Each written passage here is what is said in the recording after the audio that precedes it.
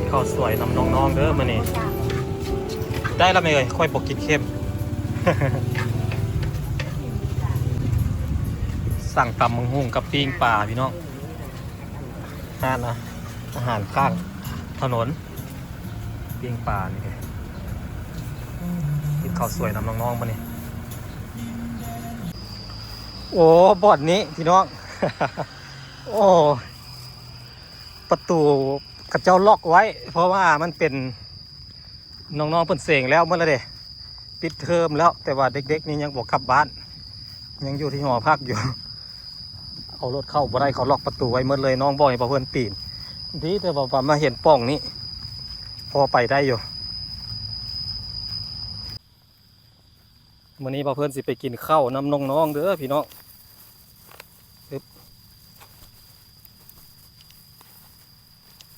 กินข้าวสวยบอกเพื่อนซื้อของอยู่ของกินมามีตำบักหุ่งมีปิ้งปลาปิ้งไก่ข้าวพัดข้าวเหนียวเนาะไปกินข้าวน้ำน้องกลับบ้านเมื่อระบบจักนี่จักเหลือจักคนที่ยังบอกกลับน้องๆก็สิทยอยกลับบ้านเมื่อไรพี่น้องเลยเพราะว่ามันได้เวลาแล้วเด้เสียงแล้วดิเตรียมตัวสิกลับบ้านแล้วป่ะเนี่ยสิกลับบ้านละโอ้เจ้าก็สิกลับบ้านละเมื่อจังครับแม่ไถมาครับจ้างรถไฟเอาเจ้าก็สิกลับละกลับเมื่อใดมื้อบ่กลับนำกันเนาะโอ้เงียบเหงาเนาะวันนี้เนาะมีคนอยู่เลยเด้เจ้าอยู่บ้านไหนบ้านอย่างก็นำเงินไปทางไหนทางเมืองเพียงคนปะบ้านเดียวกันป่ะนี่นำยาคนน้อยนะเด็กบ้านอย่างนำกำนำยาบนำกำโอ้สิกลับบ้านแล้ววันนี้เสียงจบแล้วไปก่อนนะน้องๆเรียนจบแล้วน้องเงียบเนาะเงียบเด็กน้อยตัวหลังพอดีว่าเพื่อนมาในเมืองก็เลยโทรหาน้องบอกว่ายังไม่ได้กลับก็เลยมากินข้าวสวยกับน้อง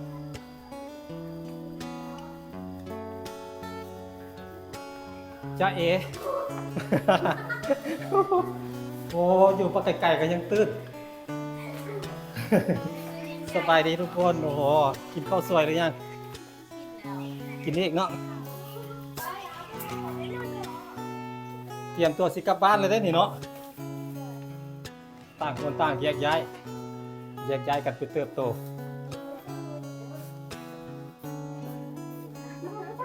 บ่ได้ไปเลี้ยงส่งทางไหนบ่สรุปบ่ได้ไปสรุปเลยบ่เสียงจบปกติเสียงจบเขาต้องไปสรุปบ่มีเงินวะ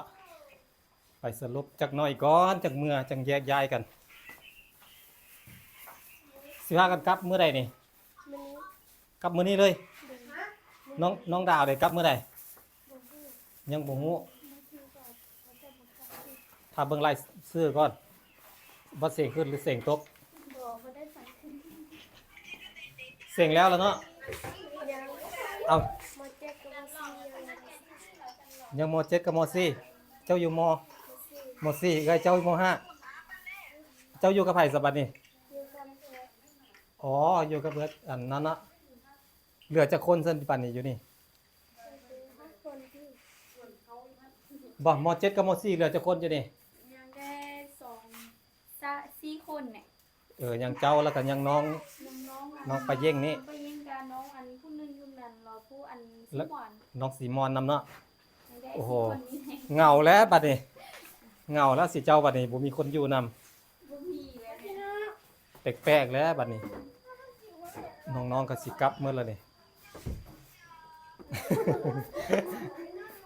ไปเอานี่กินข้าว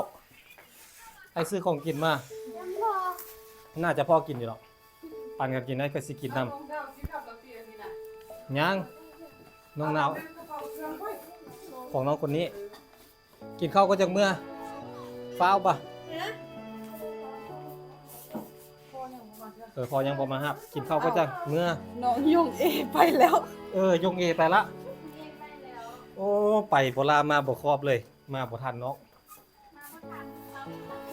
น้องเมื่อก่อนเหลือแต่ซื้อ โอ้น้องอันหน้าส้มน้องยงเออยู่ตัวนั้นพุ่นเนาะ เก็บหมดอันนี้เก็บหมดละ กลับบ้านหมดแล้ว ไปสรุป โบ้ที่คือพากันกลับหมดละโบ้ฟังที่เลย เนื้ออะไรก็ได้ขึ้นแน่นอนเนาะบ่ตกหรอกเนาะ ปีหน้าค่อยมาฟัง อาจารย์มานั่งเรียนบนโต๊ะกันแบบมีวันความเงินนะเวลาพ่อของกัน คันบ่ฟ้ากลับอยู่ให้อยู่ฮอดเดือน5 อาจารย์ เพิ่นสิเลี้ยงข้าวเลี้ยงน้ำเนาะ โรงเรียนเขาเล่นนะให้ ที่สรุปให้ โบ้อาจารย์เนอร์บอกอัน น้องดาวนี่แหละสิไปใส่น้องดาวไปหาเอื้อยบะแต่ตอนนี้ยังบ่ฮู้เลยว่าสิไปใส่บะ โอ้โหเรียนจบเรียน พยายามเรียนมาสรุปแล้ว หลายๆคนอาจจะอ่านคิดว่าแบบเรียนจบแล้วอันดีใจเนาะแต่ว่าสำหรับน้องดาวแล้วเรียนจบบ่ฮู้ทางไปเลย แต่ละคนอาจจะดี สามอาทิตย์เราโบ้หมด ยังมีเวลาอีก 2-3 อาทิตย์จะบ่ฮู้ว่าสิไปใส่เลยอยู่นกเขาเอื้อยอันไปยาวไปก่อนเนาะโอ้โห แตกต่างกันได้ ถ้าเป็นคนอื่นน่าจะดีใจเลยครับมือใส่ชีวิตอยู่บ้านอยู่เงินแต่ว่าน้องดาวนี่บูฮูสิไปใส่เลย ใช่ก็ตู้เช็ดเท้าหรอก เพราะว่าพ่อแม่ก็แยกทางกันเด้ กูเลือดเท้า เหลือแต่เอื้อยเนาะ อดได้กูไหวอ่ะบอกดีใจ เอาเลยน้องดาวไม่ต้องเกรงใจน้องดาว เมื่อนี้น้องดาวงามเนาะมีแต่คนงาม น้องนั่งกินกระ ๆกินข้าวก็จะเมื่อคำ2 คำกับปันกันกิน มาแม่มึงกินเหมือนกัน มาเด้อน้องหมอ หมอน้อง เอากินข้าวมาไว้ มากินข้าว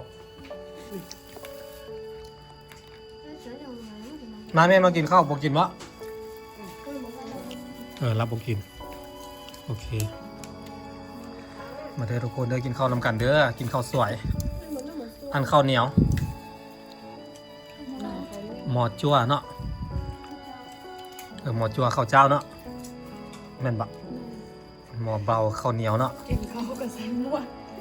ก ขลับเนยกินข้าวเซ็งง่วงนะ กินข้าวน่ะเอาหมวกออกเลย ถ้าคนลาวคือพวกง่ายเราถือได้กินข้าวบ่ให้ใส่หมวกก็จะว่าหนัง แต่ว่ามงก็บ่ถือ แม่น่ะข้าวเลยกับบ่ถือกันกินเนาะกินให้มันอิ่มเลย ถ้าเป็นคนลาวเราใส่หมวกกินข้าวกับเจ้าอันขลับก็จะว่านะอ้าวอันนั้นผัดใส่อันเบียร์กินเหล้ากินข้าว เบียร์2 จอกอยู่น้ำมันนำหน้าผากน้องอะกิ๊บเงียบๆแล้วบัดนี้คนเมืองมันละ มาแต่ละเทื่อคือหน้าเปลี่ยนตลอดเนี่ยอันนี้นะคุยหน้าบ่คือเก่าเลยดูว่าขึ้นกับการแต่งตัวแต่ละมือเจ้าเนาะเอ้ยมาได้คือรู้สึกว่าเจ้าบ่คือเก่า น้องไปยิงฮะ คนคนอื่นเราเบิ่งคือเก่าหมดแต่ว่าอันนี้เนี่ยเบิ่งบ่คือเก่าจักเทื่อเปลี่ยนแปลงตลอด เขาเอินคนมีเสน่ห์แต่งแนวใดก็ได้แบบนั้น เอาบ่วงนะซัก ไปให้น้อง เรานิ้วบ่ถึงเราอายเด้อ ให้เป็นน้องหมอก็เหมือนตู้เช็ดเท้า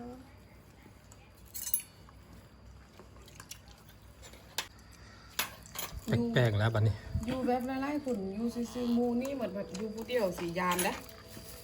นั่นแหละ ไปใส่กับยานแบบกังวลอยู่ทางล่างตลอดนะ เหลือม .4 กับม .7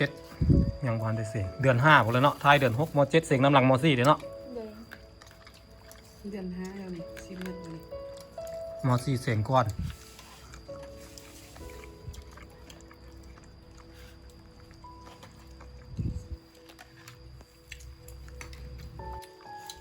แซ่บอยู่บ่ปุกก้า เซมยู กาเกอร์กาเตี้ยๆเนาะ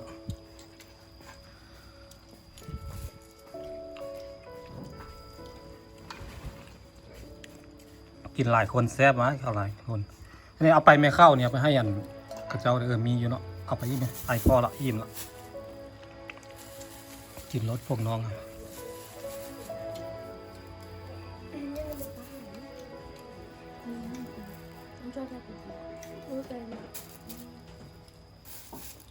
นี่น้องปลาเย่งสิเฮ็ดแล้วบัดนี้กินหัวปลา ลูกเอาผักใส่ผมเนาะแม่นแหละสร้างคนคันลูกก็ต้องสร้างคัน น้องอันหน้าได้เมื่อใด มันจำมันคัน วันจันทร์อังคารจังเมื่อขี่รถจักรเมื่อบะ มันไปลูกตู้ ขี่รถตู้จ้างรถตู้วันสายทางเมื่อรถตู้เวียงจันทน์เนาะ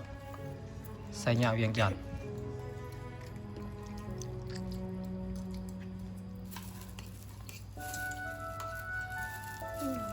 น้องดาวบ่เมื่อน้องมื้อนี้เนาะคันเมื่อไอสิมาส่งก็ได้หั่นดอก คันสิเมื่อ มัน สิไปใส่ บ่ฮู้สิไปใส่ โอ้ยว่า ไปทน บ่เป็นตายอีตนแท้เด้บ่ฮู้สิไปใส่บ่มีทางไปเลย มันได้แล้วก็ มองหาอนาคตบ่เห็นเลยเนาะที่พึ่งก็บ่มีไผเลย จากไหน น้องให้แล้วบัดนี้ ให้แล้ว นี่ไปใช้แล้ว ตามใจเราได้อเราอันแสดงว่าเราอัน เราก็สิทุกข์ใจแฮงอุ๊ยเราก็สิกุ้มใจแฮงมันบ่มีทางเลือกเด้เฮ็ดน้องบ่มีทางเลือก ทางจาก สิไปหาแม่กับบัดแม่ก็อยู่กับครอบครัวไม่เอื้อยกับบัดอยู่ไก่เอื้อยกับบัดที่ต่อมาสิกลับอันบอกแก้วบ่เลื่อนอันหลวงน้ำท่าอุดมไส้สิกลับอุดมไส้กับบัดบ่มีเงินค่ารถมันเป็น แข่งเขา เป็นล้านพุ่นบ่จัก ผู้ได้เมือ ไปอุดมไส้แม่นบ่เขาต้องใช้เงินหลายปานใดไปอุดมไส้ประมาณ 5-6 แสนเนาะค่ารถค่ากินเด้น้องให้ละมานั่งลิ้นน้ำไม้พี่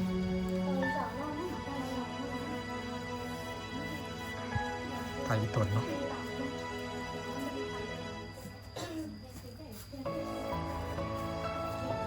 สู้ๆเด้อน้องดาวเด้อเป็นกำลังใจให้ มันคนเฮามันเลือกบ่ได้ มันเจอปัญหาก็ต้องฟันฟ้าต้องไปให้เราต้องไปต่อให้ได้เราต้องอดทน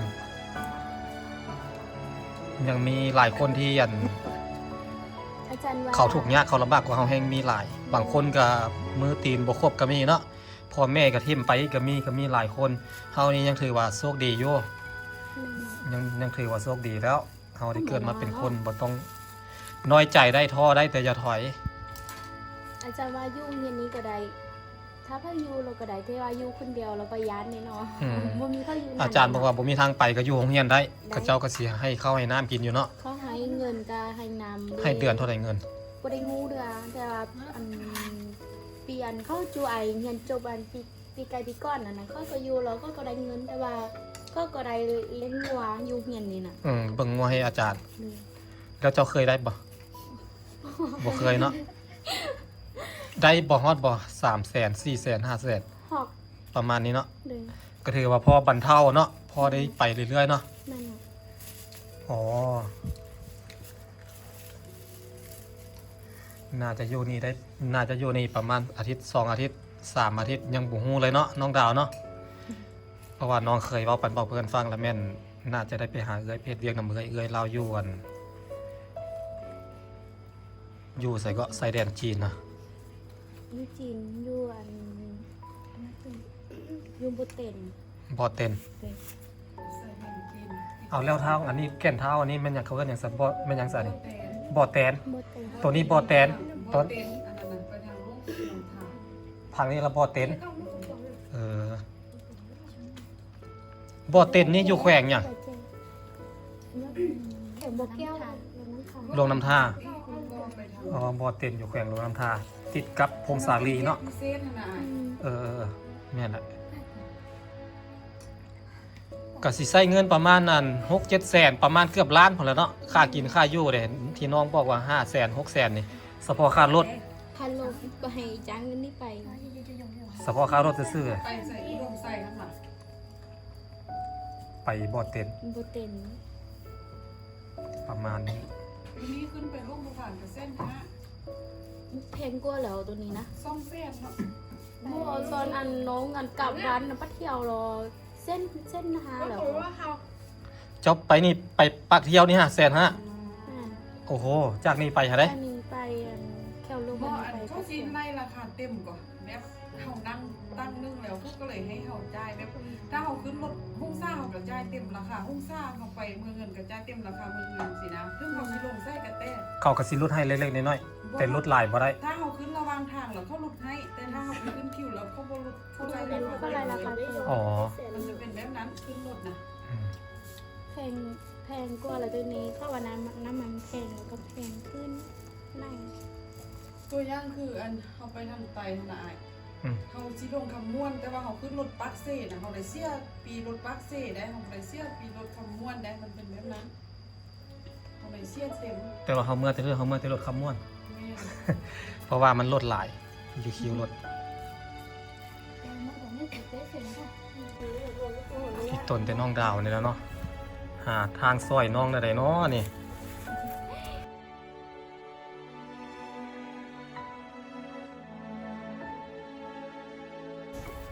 เดี๋ยวนี้ฮันเจ้าอยากเฮ็ดอย่างก่อนอื่นในความคิดไอ้ขอถามเด้ออย่างเงี้ยภาษาจีน แล้วระหว่างกันหมายถึงระหว่างนี้ไป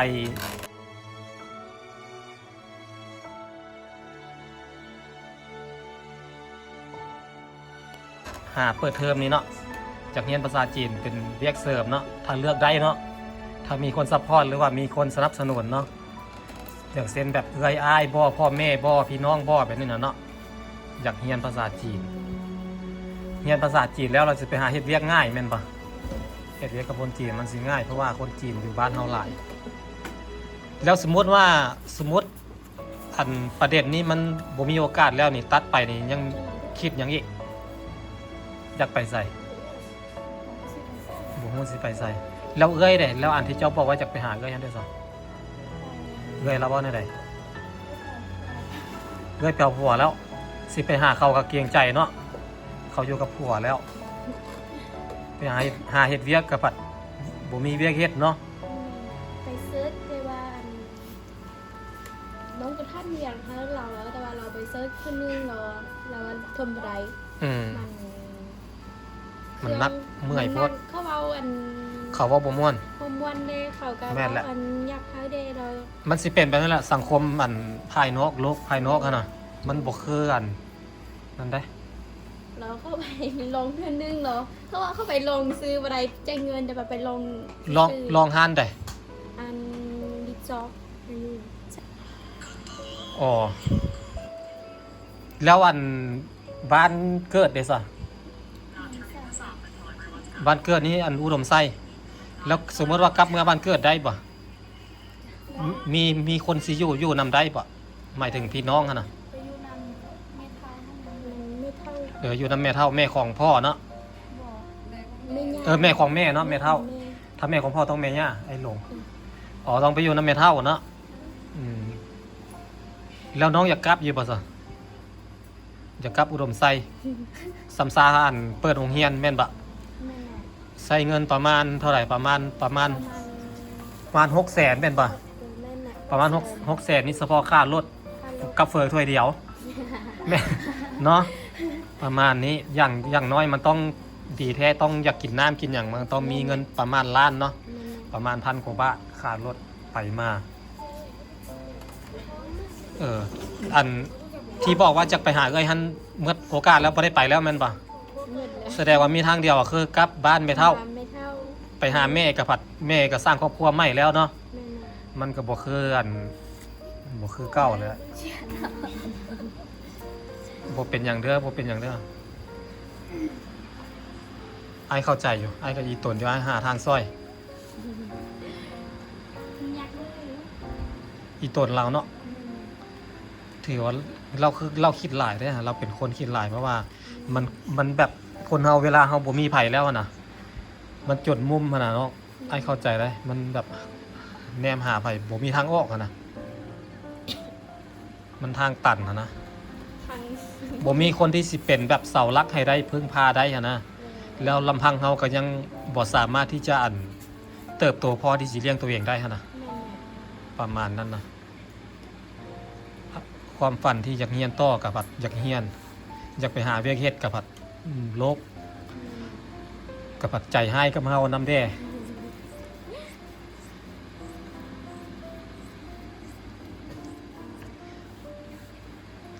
คันโลกมันใจดีนำเฮากันยังว่าใครเนาะ